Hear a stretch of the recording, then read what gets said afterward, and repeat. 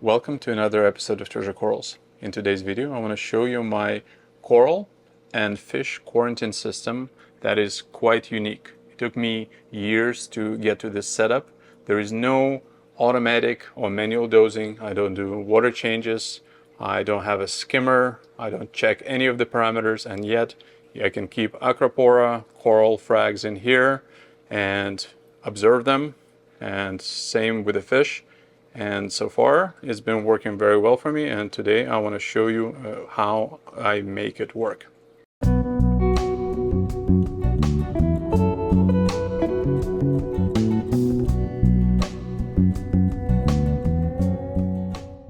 So let's first start with the layout. I'm using a custom build. This is something that I've built myself, stands, and painted it white. And you can see it has three sections. There is a shelf on the top, there is one in the middle, and then there is one in the bottom. Eventually I might extend it to have one more quarantine system underneath, because I quarantine a fair bit of fish. But let's start with the beginning. What makes this coral quarantine system so awesome? And that is those two tubes that are coming in from somewhere above. Now I'm going to turn the light on, and I'll first show you, I guess, what this system is. This is a very old innovative marine tank. I think it's 17 gallons. I had this tank for about 10 years, I would say, and it served me well. It's very simple, it's all in one. It has a section in the back, nothing out of the ordinary. Now I am using it for coral quarantine. I have a very simple Evo Jagger heater in here, and I'm using my trusty old 32 HD Hydra aqua illumination. Now the reason I've picked a smaller Hydra is primarily because I don't want all of it to be full with coral. Most of the time I only get a few frags, as you can see right over here. And yes, I do have Aiptasia, we'll talk about it in a second, but it doesn't bother me, and I'll explain why. But first, the reason I'm using only one Hydra is because I don't want the whole tank to be lit up. I don't want to deal with the algae. I want to deal with half of the algae. So here the water is a little bit murky because I've just cleaned the glass, and I do actually have two fish in here. So one fish, this is cleaner wrasse, is somebody that I'm actually acclimating right now. This is the one that's going to go into one of my tanks soon. But another fish is a little tamini, and this fish is going to stay here because I want a fish here that will look after algae. So let's actually feed them. I've taken this a little bit of frozen food. Oops, thought it. It's a good thing that the floor here is all concrete, so no biggie. It's something I recommend for any fish room if you can, or tile. Okay, let's feed them right now. So give them a little bit of food, and hopefully the tamini is gonna come out. Yeah, there he is. It's a beautiful guy. So I got a really small one from local, well, it's actually Big Al's and Steels. I shot a whole video with them. Check it out. But basically this fish is going to look after all that extra algae. So it's not going to take care of all of it, but it's going to graze, and he's small enough where just by itself it's not going to be a big deal. I don't intend to have more fish in here, but this is just an emergency where I've added a cleaner wrasse here for a few days. Now I also have my trusty flipper deep sea viewer, so I can actually examine each and every coral, see what's going on after I do dips. And eventually, once things go through all the proper quarantine, I can add them into my big tank. I do have this trusty Apex controller.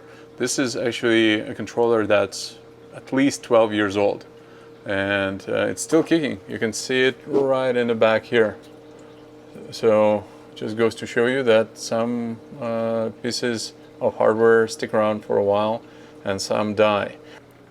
And it is an easy way to keep an eye on some basic temperature and maybe even pH if you want to. But overall, you may notice that I don't do any water changes on this tank, and I don't have any skimmer on this tank. And yet the corals, so these ones I got from Reef Paradise during Boxing Week sale. So you can see it's been a month and a half and it's exemplary color. So what's the secret? How do I get it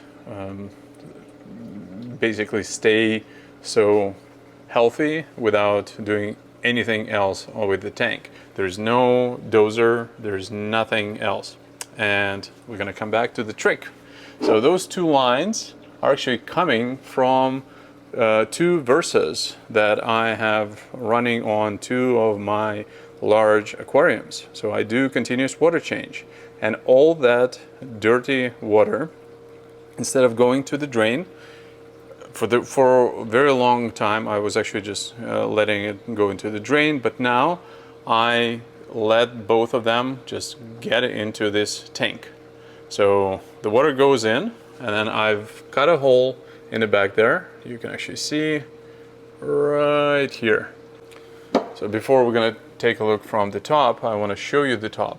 So to prevent evaporation in this tank, I actually had a piece of acrylic cut out that pretty much blocks, I'd say 90% of evaporation. I just cleaned it, and it has the little holes that I can use to feed the fish or for some of the wires. But let's remove it and take a look at what's in the back. So hopping from the top, you can see that there's just a little bit of biomedia, there's some filter floss, and then there is a hole right in the back there where all the water is going to go and overflow into the bulkhead.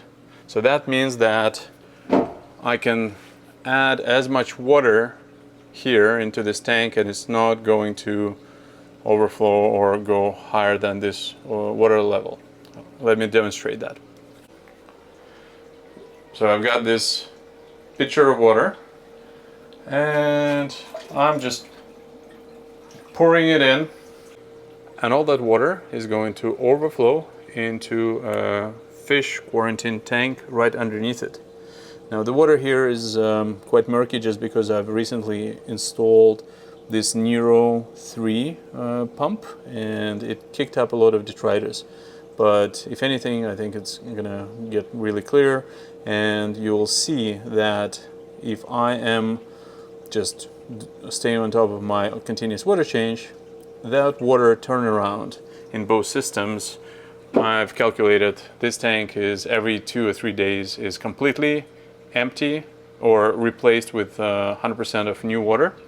And the tank underneath it, it takes about 3 or 4 days, because it's a little bit bigger, it's a 20-gallon tank, to get all that water turned out. Now there is also a filter on this tank. This is the Penguin BioWheel. It's the double one. And please forgive the salt creep. It took me a while to fine tune it. I gotta clean it up. But basically it's your no frills fish quarantine system with a heater. I just installed that pump because otherwise the floor was just getting very dirty. And you can actually see, so speaking of Aiptasia, I've taken one frag and I just threw it in here to see if the copper band is going to develop any liking to this Aiptasia before I'm going to introduce it into the main tank.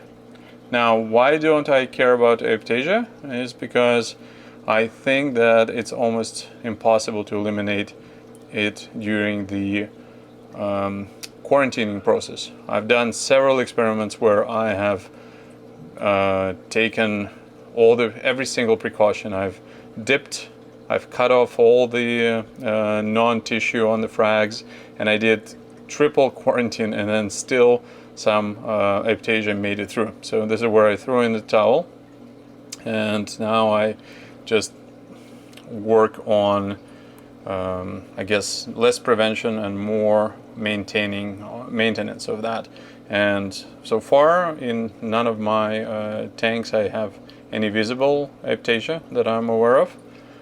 But I do have some in the overflow, for example, where the fish cannot get to. So a few filed fish, a few other things, and you are okay. So this is the fish quarantine system, and I do like it a lot. So you've got your coral quarantine, it overflows into the fish quarantine. The fish quarantine system also has the same bulkhead on the back there. You can actually see it right over here. And then it's coming through that tube in the back and just overflows all the way down like this into the drain.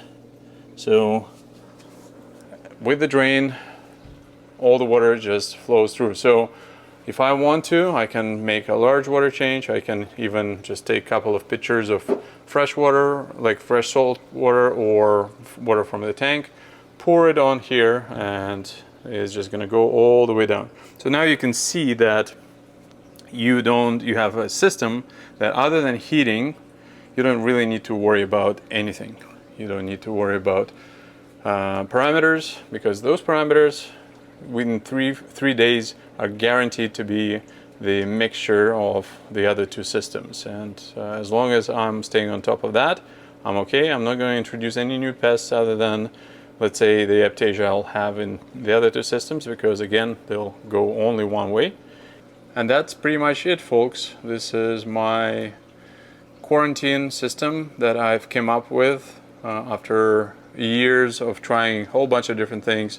I was looking for a system that you don't need to do any water changes on, you don't need to do any dosing, you pretty much don't need to do anything, and yet the corals, as you can see, can be fully held here with no problems. They're healthy and I like it.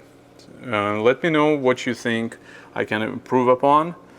Maybe there's a few more tricks that I'm missing, but so far that's what I'm sticking with. I think I'm going to introduce one more tank in the bottom, and that's it.